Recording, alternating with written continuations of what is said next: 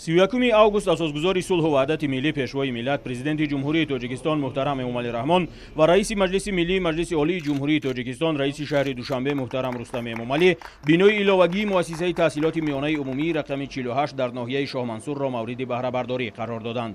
Иншооти мазкур дар доираи чорабиниҳои идона ба муносибати солгарди 31-уми истиқлоли давлатии ҷумҳурии тоҷикистон дар остонаи оғози соли нави таҳсил дар асоси дастуру супоришҳои бевоситаи президенти ҷумҳурии тоҷикистон муҳтарам Эмомалӣ Раҳмон бунёд карда шуд. Иншооти тозабунёд барои 1280 хонанда дар дуббаст дар чаорчӯбаи иқдомҳои бунёдкориву созандагии шаҳрдории пойтахти мамлакат сохта ба истифода дода шуд. Сарвари давлат муҳтарам Эмомалӣ Раҳмон аснои ошноӣ бо шароити таҳсил дар ин муассиса масъулони бахши маориф ва ҳайати омӯзгоронро бобати истифодаи имкониятҳои фароҳам оварда шуда ба хотири илмомӯзии муҳассилин вазифадор сохтанд. Бинои таълимии мазкур аз 4 ошёна ва таҳхона иборат буда дорои 31 синфхонаи кушоду муҷаҳҳаз мебошад. Синфхонаҳои барҳавову замонавии таълими меҳнату мусиқӣ, озмоишгоҳҳои химия ва физика, синфхонаҳои омӯзиши забонҳои хориҷӣ ва компютерӣ, синфхонаҳои биология, омодагии дифои ҳарбӣ ва лингафонӣ асоси бинои нави таълимиро ташкил дода, ҳамаи ҳуҷраҳо бо таҷҳизоту лавозимоти муосири таълимӣ таъмин мебошанд. боиси ифтихор аст ки дар арафаи 31-умин солгарди истиқлолияти давлатии ҷумҳурии тоҷикистон бинои нави иловагӣ дар муассисаи таҳсилоти миёнаи умумии рақами 48 ноҳияи Шоҳмансури шаҳри Душанбе мавриди истифода қарор дода шуд. иқтидори лоиҳавии бино барои 640 нафар хонанда дар як баст пешбинӣ шуда. Бино дорои 31 синфхонаи таълимӣ, кабинетҳои фаннӣ, толори маҷлисгоҳ, толори варзиш, ошхона, кабинети лингафонӣ барои омӯзиши забонҳои хориҷӣ, кабинетҳои фаннии технологияи писарона ва духтарона, майдони варзишӣ барои футбол, майдончаи варзишӣ барои баскетболу волейбол иборат аст. Ман аз номи худам ва аз номи ҳайати беш аз 100 нафараи омӯзгорони муассиса миннатдории худро ба асосгузори сулҳу ваҳдати миллӣ, пешвои миллат, президенти кишварамон муҳтарам ҷаноби олӣ Эмомалӣ Раҳмон ва ба раиси шаҳри Душанбе муҳтарам Рустами Эмомалӣ баён менамоям. мо омӯзгорон кӯшиш менамоем ки барои баланд бардоштани сатҳу сифати дониши хонанда саҳми босазои худро гузорем. мехоҳам инҷо нуқтаи муҳимеро аз паёми асосгузори сулҳу ваҳдати миллӣ, пешвои миллат, президенти ҷумҳурии тоҷикистон муҳтарам Эмомалӣ Раҳмон ки рӯзи 21 декабри соли 2021 ба мардуми шарафи тоҷикистон ироа гардида буд ёдовар шавам. пешвои миллат гуфтаанд бунёди миллат аз маориф сарчашма мегирад. дар ҳақиқатан ҳам хушбахтона имрӯзҳо ҳукумати ҷумҳурии тоҷикистон баҳри баланд бардоштани сатҳу сифати дониши хонандагон кӯшишҳои зиёде ба харҷ дода истодааст.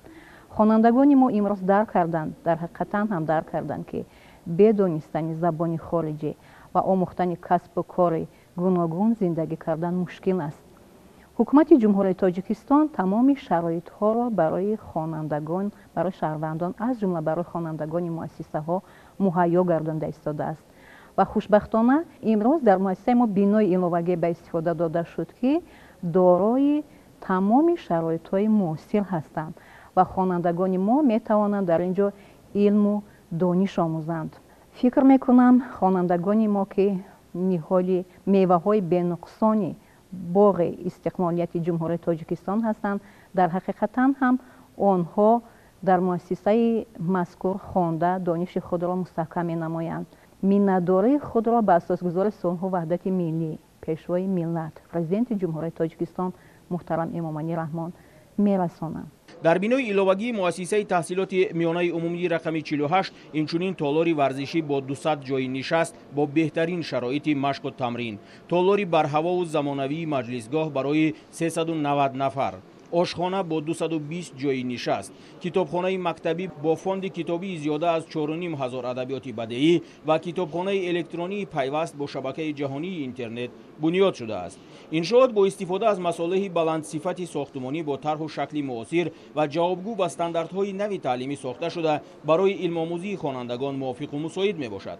фармоишгари бинои иловагии таълимии муассисаи давлатии раёсати сохтумони асосии мақомоти иҷроияи ҳокимияти давлатии шаҳри Душанбе و پودرچی جمعیتی دارای مسئولیت محدود میرساز بوده.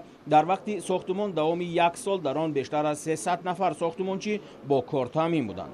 کارهای ساختمانی در مؤسسه تحصیلات میانه عمومی رقم 48 ناحیه شاه منصور شهر دوشنبه از ماه ایول سال 2021 آغاز گردیده. در ماه اوگوست سال 2022 در وقت معین گردیده با تمام شرایط و طلبات ساختمان به اتمام رسید. کارهای ساختمانی از جانب جمعیت دارای مسئولیت محدود میرساز به انجام رسید.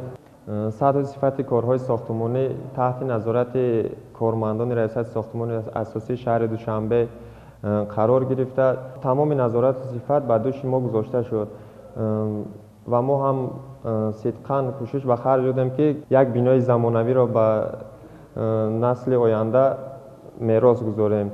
دوام کارهای ساختمانی تا 300 نفر کارمندان محلی به کار جلب گردیده بودند. همه کارگران با معاش سری وقتی و خوراک گرم تامین بودند. بنا از 4 آشیانه و تخانه عبارت بوده، دارای سیمخانه‌های زمانوی از جمله سیمخانه‌های ابتدایی، سیمخانه‌های کامپیوتری، سیمخانه لینگافونی، لابراتوری‌های شیمیایی، بیولوژی، فیزیک، همچنین سیمخانه‌های تعلیم مهنت، موسیقی و سیمخانه‌های عمومی عبارت بودند. باعث افتخار و سرفرازی است که امروز با دستگیری پیشوای معظم ملت و رئیس شهرمان محترم رستم امامعلی بینای نوی ایلوگی مؤسسه تحصیلات میانه رقم 48 را با تمام شرایط‌هایش مورد استفاده قرار دادند و همه این غمخوری‌های دستگیری‌های پیشوای ملت ما را وادار می‌سازد که در تربیت نسل نورس باز هم بیشتر و بیشتر کوشش کنیم و نسل نورس امروزه را در روحیه وطن دوستی، خویشتن‌شناسی و دوست داشتن دولت تربیت نماییم. پیشوای ملت محترم امامعلی رحمان ضمن بازدید از مؤسسه به صفت کارهای ساختمانی بهای بلند داده تاکیداً ابراز داشتند که معارف در سیاست حکومت جمهوری تاجیکستان مقام شایسته کسب نموده است. ضمناً از نسل نورس تنها تقاضا می‌گردد که از امکانیت‌های موجوده مقصدناک استفاده برند و بهر شکوفایی بیشتری سرزمین تلاش کنند. در مؤسسه تحصیلات میانه عمومی رقم 48 در ناحیه شاه منصور عین زمان 110 نفر آموزگار فعالیت می‌کنند. از تعداد عمومی معلمان 95 نفرشان را بانوان تشکیل می‌دهد. طی سالهای اخیر شرکت فعالانه محصلین این مؤسسه تعلیمی در آزمون‌های ناحیوی و شهری و جمهوریوی نیز به مشاهده رسیده دست پروران مکتب به موفقیت‌های نظررس نائل گردیده سزاوار مقام‌های افتخاری شدند. در سالهای تحصیل 2021-2022 150 نفر مکتب رقم 48 را ختم کردند و از این شماره 131 نفر شامل مؤسسه‌های عالی تعلیمی شدند که این نشان دهنده 87 از 10% ختم کنندگان را تشکیل می‌دهد. مینتداری خود را به اساسگذار صلح و وحدت ملی پیشوای معظم ملت پرزیدنت جمهوری تاجیکستان محترم امامعلی رحمان می‌رسانم که چنین مکتب دارای شرایط‌های نو و زمانوی را برای ما خوانندگان مهیا نموده‌اند. سیاست خردمندانه و سازنده و معارف پرورانه پیشوای معظم ملت ما را به سوی قله‌های امید، شاهراه علم و دانش و معرفت که از اجدادمان میراث مانده است هدایت می‌نماید. فرزندان ملت تاجیک در طول تاریخ بهر انسانیت شاهکاری‌های بزرگ انجام دادند. علاوه بر این آزمون‌های گوهرباری راه اندازی نموده پیشوای معظم ملت فروغ صوفی دانایی کتاب است. علم فروغ معرفت. تاجیکستان وطن عزیز من و این سال با تشبث و پیشنهاد آن کس آزمون نوبتی تاجیکان آینه ملت از روی کتاب علامه باباجان غفورов باز چهره‌های تابناک بهر معرفی این ملت می‌آفرد. شخصاً من با دل و نیت پاک در این آزمون‌ها شرکت نموده و کامیابی‌های نظررس نائل شدم. تا امروز در المپیادهای فنی علم‌های طبیعی اشتراک نموده با شهادتنامه سرخ تحصیل نموده ایستادم. اینچنین عضو وابسته و حقیقی اکادمی خرد علم‌های اکادمی ملی علم‌های جمهوری تاجیکستان میباشم. در آزمون علم فروغ معرفت اشتراک نموده در دور ناحیه‌ای آن سزاوار جای دوم گردیده امید و باوری دارم در دورهای نهایی آن جایهای نمایان را اشغال نمایم. بنده اشتراکچی یک قطار آزمون‌های سطح جمهوری و شهری به حساب می‌روم. از فرصت مناسب استفاده برده منتداری صمیمانه خویش را به پرزیدنت جمهوری تاجیکستان محترم امامعلی رحمان و رئیس شهر دوشنبه محترم رستم امامعلی می‌رسانم که بهر ما چنین آزمون‌های سطح جمهوری و شهری را فراهم آوردند. من خود اشتراکچی دور جمهوری آزمون علم فروغ معرفت به حساب می‌روم. از روی نامیناسیون بیولوژی سزاوار جای دوم گردیدم.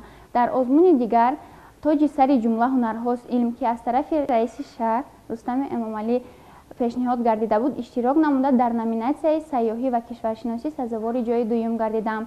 این چنین در المپیادای سطح جمهوری از فن بیولوژی اشتراک نموده سزاوار جایهای یکم و دوم گردیدم. باعث افتخار است که امروز اساسگزار صلح و وحدت ملی پیشوای ملت پرزیدنت جمهوری تاجیکستان محترم امامعلی رحمان و ما چنین مکتبی نو زمانوی را با شرایط‌های نو زمانوی مجهز شده و ما هدیه نمودند. من اشتراکچی آزمون‌های گوناگون شهری میباشم. از جمله من غالب آزمون شهری زباندانی جهاندانی هستم. این چنین من سزاوار جای افتخاری در المپیادای جمهوری از فن انگلیسی شدم. این خیلی آزمون‌ها سطح دانشی ما را خیلی بلند می‌کند. باید گفت که مؤسسه تحصیلات میانه عمومی رقم 48 ناحیه شاه منصور شهر دوشنبه سال 1975 بنیاد گردیده در آن حدود 4000 خواننده تحصیل میکنند. مسئله نارسایی جای نشست در این مؤسسه به مشاهده میرسید. در نتیجه هدایت‌های سازنده پیشوای ملت محترم امامعلی رحمان با به استفاده دادن بینای علاوگی تعلیمی این مشکلات ساکنان اطراف راه حل خود را پیدا کرد و در این درگاه شرایط مساعد علم آموزی برای خوانندگان فراهم آورده شد.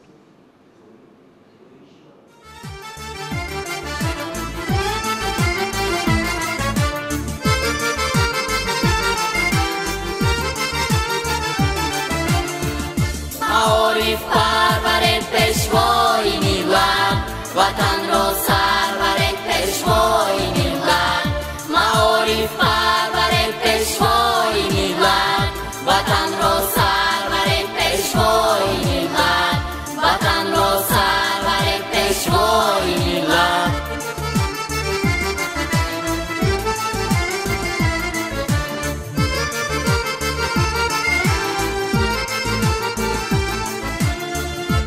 شده به عدد درگاه دانش نشان داده به مردم راه دانش شده به عدد درگاه دانش نشان داده به مردم راه دانش گلستانی وفا کرده وطن را که آموزه مدانم علم و فن را گلستانی وفا کرده وطن را که آموزه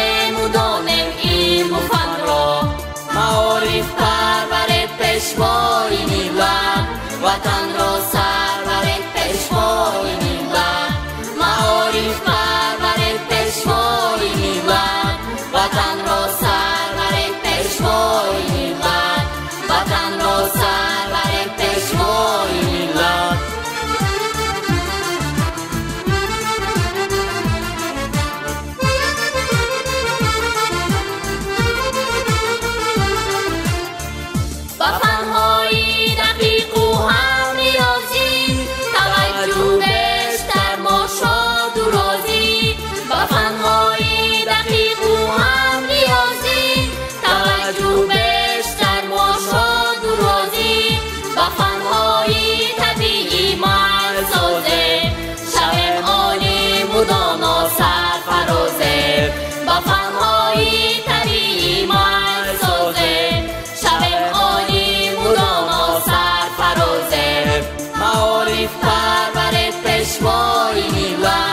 وطن را سرورد پیشوای ملت معارف پرورد پیشوای ملت وطن را سرورد پیشوای ملت وطن را سرورد پیشوای ملت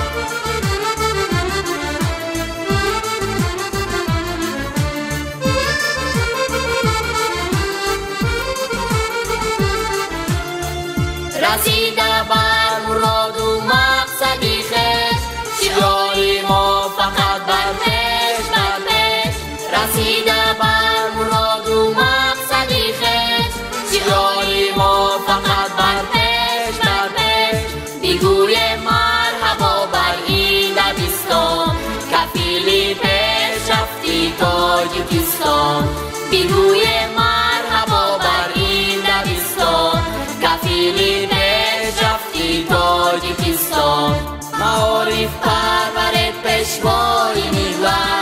وطن را